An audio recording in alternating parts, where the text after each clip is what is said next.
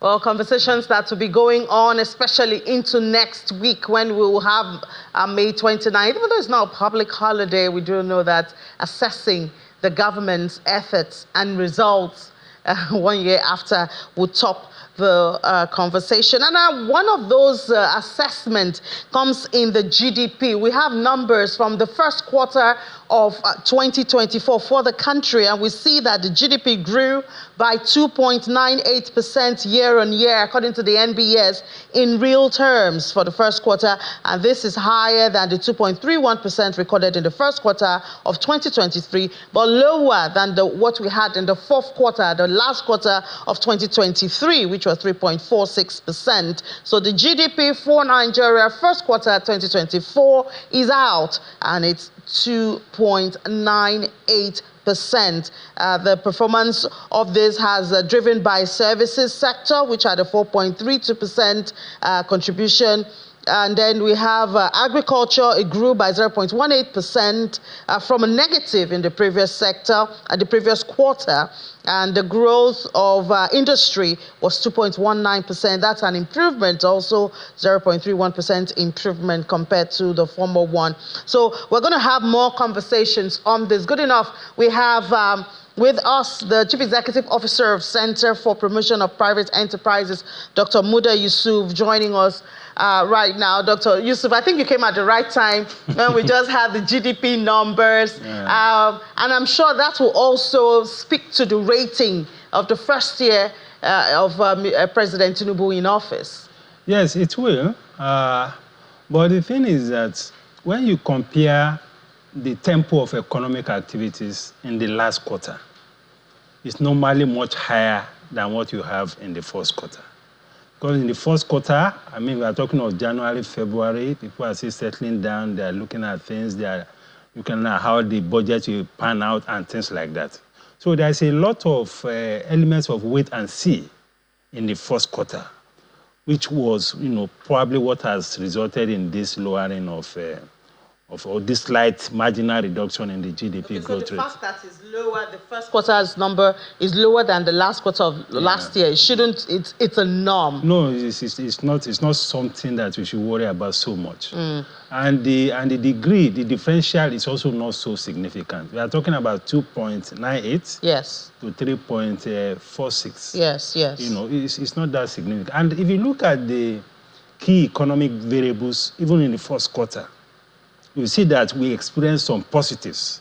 Yes, we did. I think services went from negative to positive. Yes. And manufacturing too, I think. Yes, agriculture actually. Agriculture grew by 0.18% from a negative of 0.90% recorded as year on year.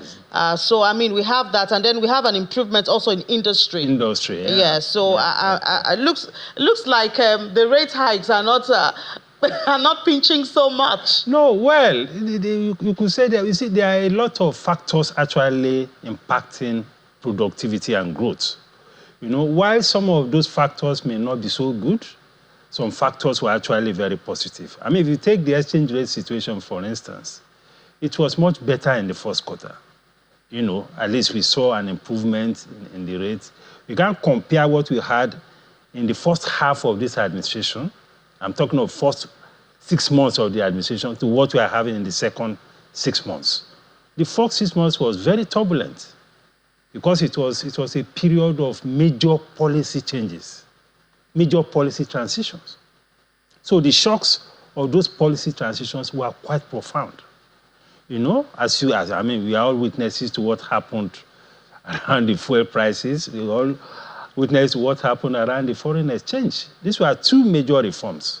Took place. I mean, that reminds me, there's a question I asked a guest during Business Morning. Yeah. And I asked that if the president did not make that pronouncement on May 29, 2023, to say subsidy is gone, do you think things would have been different in the country? No, not necessarily. For that kind of pronouncement, there is no perfect time for it. We have tried it over the years.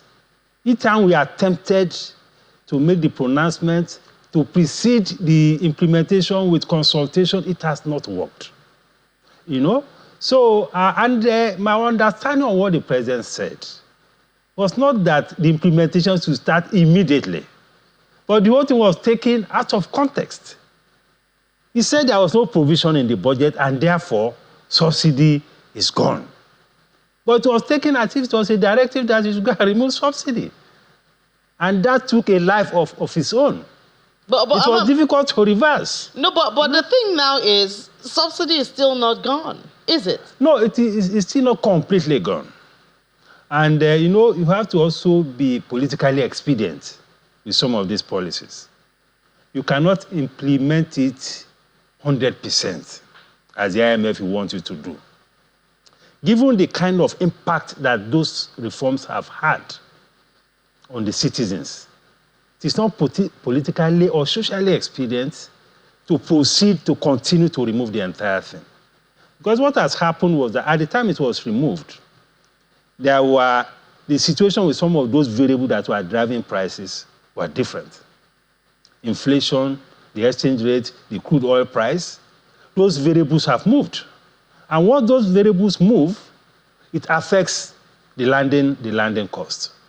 But because the administration is also sensitive to the feelings of the people and all of that, it has to pause the review and concentrate on seeing how we can see some improvement in domestic refining of petroleum products. And we are beginning to see that development now is beginning to impact, at least on the price of diesel, on the price of aviation fuel. And I was excited listening to Alhaji Aliko Dangote speaking confidently that by June, there will be no need to import PMS again into the country. We pray, Dr. Yusuf, because I had one of their directors here, and they did tell us May. Now, May is coming to an end. So, since it's coming from the big man himself, we look forward to June. No, it's something to be excited about. And when I heard him speak, I felt proud as a Nigerian that, okay, here we are, an indigenous investor who is making this kind of impact. Not just for Nigeria, it's going to impact the sub-region, it's also going to impact the whole continent. So these are some silver lining that we should also be celebrating. So with this now, how should we celebrate the President Bola Tinubu administration? What rating can you give the administration one year? The thing is that there's a strong context to an assessment of this nature. Because we are talking about an administration that came in at a time when the fiscal space was extremely very bad. We had a situation where the CBN was practically funding the operations of government through the ways and means. We had all manner of issues around our foreign exchange environment. So much so that our reserves were, considerably depleted. We were having all sorts of forwards. We had currency swaps, all manner of things, even borrowed against our reserves. All manner of things just to patch up the situation. But, the way things were going, both from the fiscal side and from the macroeconomic point of view, the economic management trajectory was not sustainable. So that is why I was talking about context. So if you have taken over within that kind of context, your immediate task will be how to fix those fundamentals. So for most part of the first year of this administration, the government was trying to fix those fundamentals. Is it fixed now? Are they fixed now? They are largely fixed. The borrowing from the central bank has gone to zero. The amount we are spending on subsidy, although we don't have all the full figure, but we cannot compare it to the time when we are spending almost 80 or 90% of our revenue on subsidy. And so it was not just subsidy, it was also, funding corruption at that time. So we are beginning to see some space. And we are beginning to see some, respite even around the foreign exchange market. Because the foreign exchange market under the previous administration was very opaque.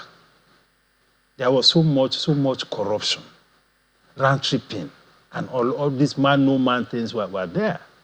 But under this current administration, we are beginning to see at least a much more transparent regime. We are beginning to see a much more, narrowing of gap between the official rate and the parallel market. We are not there yet because we are still not comfortable with the level of volatility in the forex market. But we have made a lot of progress, And in terms of revenue, which we call fiscal consolidation, a lot of progress has also been made.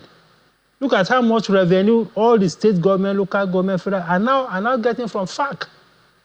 That's a major positive development. So what would you say the administration should be doing if you say those loopholes have largely been fixed? Yes. I guess it should be on building on those successes. What should they be doing at least for the next 1 year? Before this time next year, what should we see?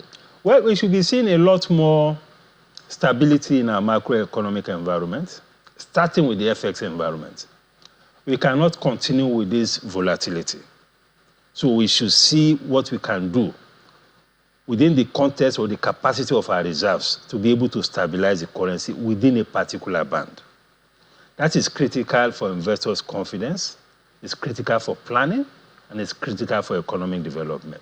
Secondly, we should see how we can reduce a lot of our imports. We should make a lot more progress in import substitution. Happily, we're already making progress in the energy space, reducing the importation of petroleum products. If we're able to scale that up, we'll be saving, the pressure on forex will go down by over 30%. That would be great. Then we need to see a lot more stakeholder engagement by all the key agencies of government, because you cannot understand the sector better than those who are operating in the sector. So in order to enrich the quality of government policy, the quality of interventions, that engagement is key to feed into the policy process. So that is also very important. And of course, issue of insecurity. That is also very critical. We need to increase our oil output.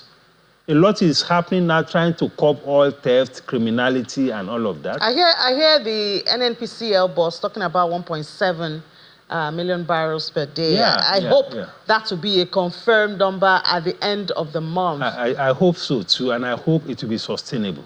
Because from what we can see, the government is throwing everything into it to ensure that we scale up our outputs in terms of crude oil production. All right, Dr. Muda Yusuf, thank you so much for coming through. And you did come when we had the GDP numbers, so just perfect. Thank you. Chief Executive Officer, Center for the Promotion of Private Enterprises, thank you so much for your time. Thank you very much. Thank you.